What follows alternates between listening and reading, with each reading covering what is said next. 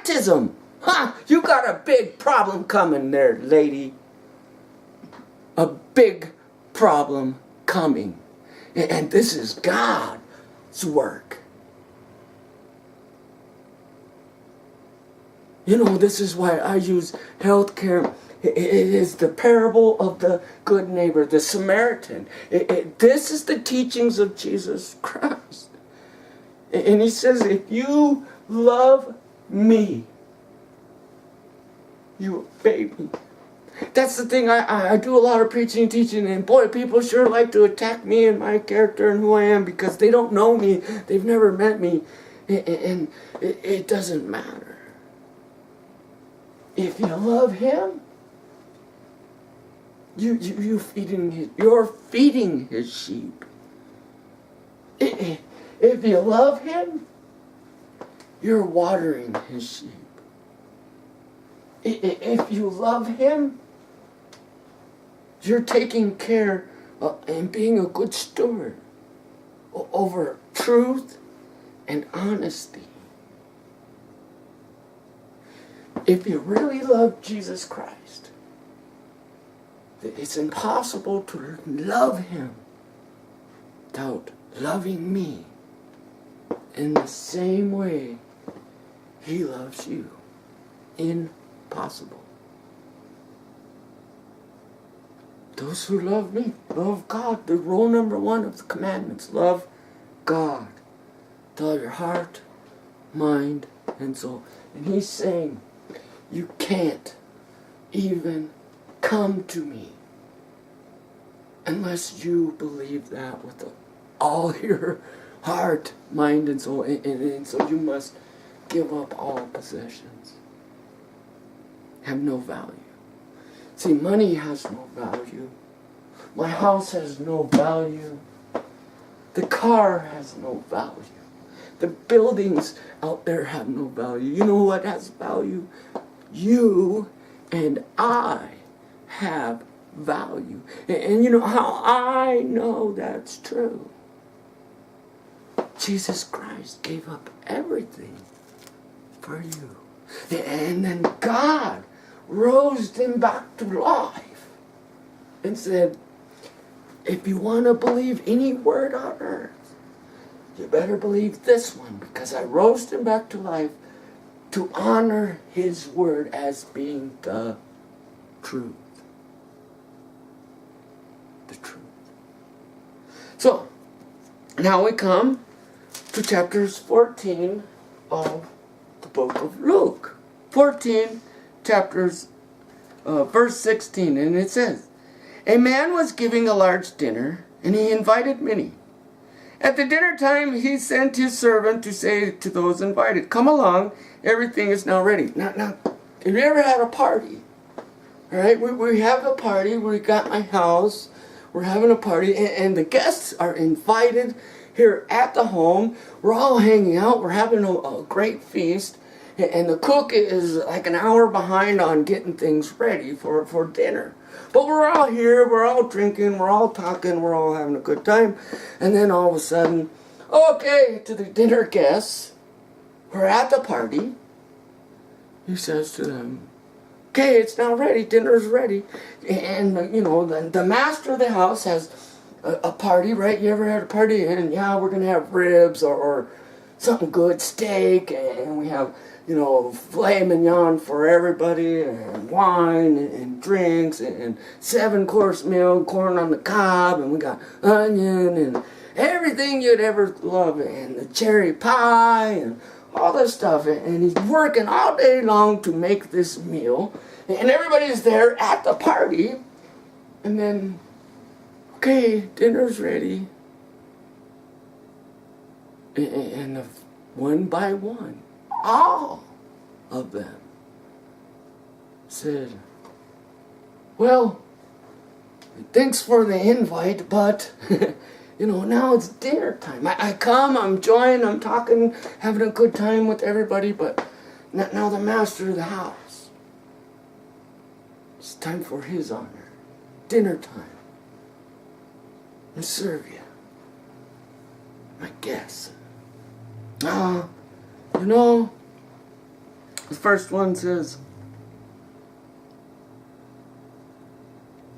I bought some land. I must go and inspect it. Right? It's like, I can't watch a 1 hour video because I gotta mow the lawn. I don't have time. I don't really need the water. I don't need my spirit or the word or my faith watered. I don't have time for that. I'll just read 1 or 2 scriptures here and there, and that will get me by. And Jesus says, yeah, that's the soil of rocky soil. So now, when trouble comes your way, when a problem comes your way, when you're confronted by abuse, anger, hate, you won't know how to react. It will break you. It will hurt you. It could destroy you. Why? Because I'm so vulnerable. I'm willing to believe whatever comes my way. And believe that. See, faith is believing in something unseen. That which is to come, or else it wouldn't be faith. Right? And our faith is what's righteous to us. So now an abuser comes and he attacks our body. Boy, I can't believe in the unseen God. I can only believe what's reality, or what I perceive to be reality. Right? Next one comes, I cannot. We just got married. No time. Got married, got kids. We got to take care of the family. I'm a working man now.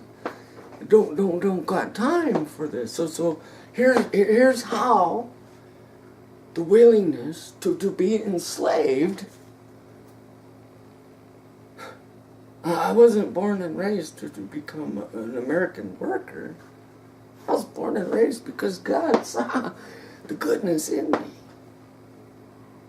The goodness in me. Not my willingness to work. Not my hard back labor. And all that for a chance at some health care. At a chance for it. Like gambling. You want to play Texas Hold'em, world's greatest Texas Hold'em player. And you want to play? I'll show you how to steal your money and laugh at you right in your face and make you feel horrible in the end. And that's what they do, gamble. Take a chance. Okay, for 6 months while you're working, if you got sick in this day, in this time, we'll cover you. So here we're holding pocket aces, and we see, because we got x-ray vision, you got deuce trace, right? You got the big 2-3, and I got pocket aces. And they say, okay, make your bet, okay, because the more you're willing to bet, the more you're willing to gamble, the more we're willing to cover. And what we've learned is you're not going to get sick for 30 more years. Come on. All in, sucker. Come on, all in, sucker. Come on, raise. And they sit back, raise it up.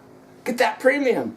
See, the only way you can get premium insurance is bypass the foreman to become the CEO or general manager. Come on, all in. Work like a dog for the rest of your life. And then all of a sudden I'm 55. And I can't work anymore because I worked so hard to ensure that comfort would be there at the end of my life. I'm tired. I can't go no more. I think I'm done working. And then they say, right there at the end, when you do that, bam, pocket aces, full. And you're like, holy cow, I was all in on my I was bluffing. I was bluffing. No, I can't retire. Because the moment I retire, the moment I quit, that moment I missed the first payment, I lost everything. Just like in Texas Hold'em, man. And you ever see in Texas Hold'em how the same people win all the time? Because it is a game that can be beat. You just have to be a real dirty dude in your heart to know how to win. To know how to win. You have to be able to have eyes that are able to look into another person's soul. See their weaknesses. And when you find that weakness, you grab it and you squeeze it until there's nothing left. And they get very frustrated in Texas Hold'em. They say, go on tilt. You get mad. And when you're frustrated and mad is when you dump in the most. That's when you dump in the most. When all hope is gone. So that's the thing here in our life. The only thing holding us back, we watch the thing and, yeah, everybody needs health care. Whoa, whoa. Yeah, all your children need, you guys matter. Whoa, whoa, whoa, whoa, whoa. They've been telling you that for 100 years. Do you think they're going to change tomorrow? When they've been saying the same story for 40 years. Everybody deserves health care. Whoa, whoa, whoa, whoa. Yeah, whoa. And you're the ones that have been in office for 40 years. And we don't have it. You know what we have? Chains wrapped around us that have now enslaved the people to the government, to this workforce of let's be the world's greatest workforce on earth. Why? Am I a freaking robot? Am I a robot? And that's what Jesus is saying. Get rid of all your possessions. Do not love this world. Let this world make you so sick and disgusted that you will want, with your whole body, mind, and soul, to escape this world. And the only way to escape this world, guys, and the punishment of it, is to obey Jesus Christ. No getting around it. If you really love me, feed my sheep. Health care for everybody. If you really loved me, Jesus Christ, you'd clothe them. You'd care for them. Who? The sinner, the lame, the broken, the blind, the mute. Those who can't do it for themselves. Okay, you got 1 in 4 children going to be coming up as autism. Them. Okay? Them. That's the golden thing, that there's a man, and it's amazing that they called him the Elephant Man, and he grew up in a horrible situation of being like one of the ugliest people on earth. Famous for his ugliness. Elephant Man.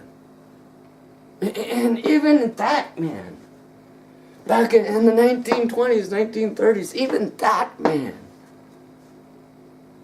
could walk and with boldness and say, if you hate me, you hate God. Because God made me. And that was in the 20s, guys, 30s.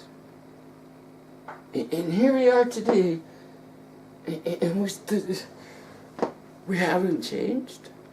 Greed still rules. Greed. And it's so evil, the greed is so evil that they have taken it upon themselves to devour us. its own people by making you feel guilty and ashamed of becoming sick. Right? Guilty and ashamed for becoming sick. And here's the reality. Not a person on earth can avoid it. Can avoid it. Doesn't matter how many laps you run. Doesn't matter how healthy you are. Football players die. Tennis players die. Basketball players die. Doctors die. The presidents die. The congressmen die. The homeless man dies. You will die. I will die. We will all die one day. And so this is what Jesus is saying. Is we are here today. Come. Come and let's be a part of God's will. It is God's will that to lavish each one of us in love, mercy, grace, comfort in the time of our greatest need. They're in the hospital. In the hospitals. And I tell people when I go around and hey, and I try to build up your self-esteem to a point, to your self-worth to a point to where now come and follow me. Now there's the fruit we're looking for. I heard something awesome and I believe you. I am worthy of this care. Not only am I worthy of it, my children are worthy of it, and their grandchildren, and everything that I love and is dear to me, because nothing I see is loving and dear to me except for the human beings. My children, my family, my husband and my wife. Right? And the great feast is ready. Well, like we have the opportunity, we have the resources, we have the will, we all know we deserve it, but why don't we have it? Huh? Where is it? Huh? And the only way that now they're so bragging and proud, the only way now, we made it affordable for you. We made it affordable for you. Yeah, but in 1865, Abraham Lincoln made it a law. Slavery is illegal. Slavery is illegal, no matter how affordable it is. You know, I'm an indentured servant. An indentured servant. I work now, and later I get the goods, right? I'm like an indentured servant with somebody who's put on the boat. I want to go to America, I'm going to leave Europe. And when I get there, somebody else, like Columbus, had to, pay for the voyage. So you're just a passenger on our boat. So when we get there, you're our slave until you work for 6 months or so, and then once you're done slaving for us, then you don't have to work for us anymore. Now you're a free man. That's an indentured servant, right? That's what we are. Work now really hard, and here's your carrot. Right? Remember, it took 200, 400 more years later before the indentured servant became free. And then those same people said, well, if we can't enslave black people, then screw it, let's just enslave them all. Let's just enslave them all. Right? Like the laborer, the guy, the construction worker, the guy who works the hardest of all guys. He gets the least. That guy gets the least. Yeah, that banker, he gets the best health care.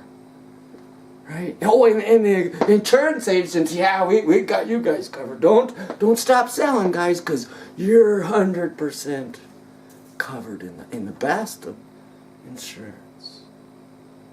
But the guys you're selling it to, yeah, make sure you find out what they're doing before they because, okay, the construction worker gets the worst, but the garbage man gets worse than him. So make sure you find out what he's doing for his job. And you, don't worry, you get the best. Because you're a salesman. Right.